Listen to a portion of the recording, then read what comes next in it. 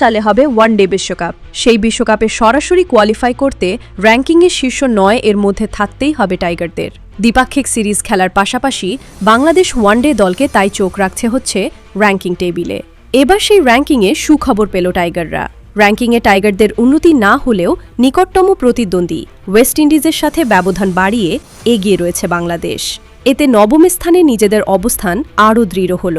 আইসিসির বার্ষিক হালনাগাদকৃত ওয়ানডে র্যাঙ্কিংয়ে দেখা যাচ্ছে ৮৪ রেটিং পয়েন্ট নিয়ে বাংলাদেশের অবস্থান নবম। বাংলাদেশের চেয়ে এক ধাপ পেছনে ওয়েস্ট ইন্ডিজ। সাবেক বিশ্ব চ্যাম্পিয়নদের রেটিং কমে হয়েছে ৭৪, যা বাংলাদেশের চেয়ে ১০ পয়েন্ট পিছিয়ে। তাদের ৩ পয়েন্ট কমার বিপরীতে বাংলাদেশের পয়েন্ট আবার এক ধাপ বেড়েছে। যদিও দুই দলেরই র্যাঙ্কিং অপরিবর্তিত রয়েছে। বাংলাদেশের সামনে রয়েছে ইংল্যান্ড। ৮ নম্বরে থাকা দলটি এখনও ৮এই আছে। আগে রেটিং ছিল ৮৮, এখন তা বেড়ে হয়েছে ৮৯।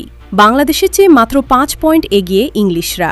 বলা যায় মেহেদী হাসান মিরাজরা নিঃশ্বাস ফেলছেন জস বাটলারদের ঘাড়ে। পরিবর্তন আসেনি শীর্ষ ৩ পজিশনেও। ভারত যথারীতি ১ নম্বরে, নিউজিল্যান্ড ২-এ এবং অস্ট্রেলিয়া ৩-এ অবস্থান করছে। তবে দক্ষিণ আফ্রিকা উঠে এসেছে ৪-এ, আর পাকিস্তান ৪ থেকে নেমে গেছে ৫ নম্বরে। শ্রীলঙ্কা ৬ ও আফগানিস্তান ৭ নম্বরে অটুট রয়েছে। শীর্ষ ১০-এর বাইরে একাদশ স্থান থেকে ক্রমান্বয়ে রয়েছে আয়ারল্যান্ড, জিম্বাবুয়ে, যুক্তরাষ্ট্র, Scotland, Netherlands, Oman, Nepal, Namibia, সংযুক্ত আরব আমিরাত ও কানাডা।